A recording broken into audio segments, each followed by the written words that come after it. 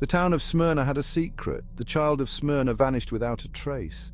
Parents whispered fears of a shadowy figure, a boogeyman snatching their children away. Year after year the fear grew, casting a long dark shadow over Smyrna. Cordelia, a bright-eyed girl with long blonde hair, lived in fear of this night. She would lie awake in an old cabin in the woods, listening to the wind howl like a mournful spirit. The townsfolk kept searching for the children but never found them. Despair hung heavy in the air, and the shadow over Smyrna grew even darker. Little did they know, this was just the beginning of something far more sinister. 10 years passed, and the townsfolk never found an answer about what happened to their children. Cordelia lived in this old cabin by herself all these years. She was cursed and wished it would go away.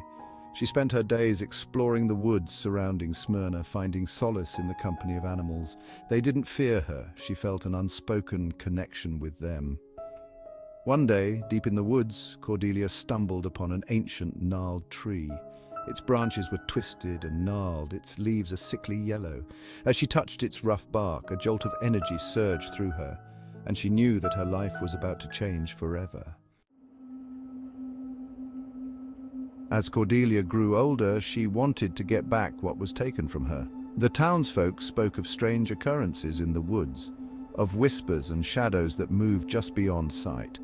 Cordelia embraced her solitude but wanted to be around people. She delved deeper into the woods, drawn by an unseen force. She learned to listen to the whispers of the wind, to read the language of the trees. She discovered a hidden world, teeming with magic and mystery. One moonless night, deep in the heart of the forest, Cordelia encountered the source of the whispers, a gathering of figures cloaked in darkness, their eyes glowing with an eerie light. Terror threatened to consume Cordelia. And voice echoed through the clearing, speaking of a prophecy, of a chosen one who would break the curse of Smyrna if she could. Cordelia, filled with a strange sense of destiny, knew that the voice spoke of her.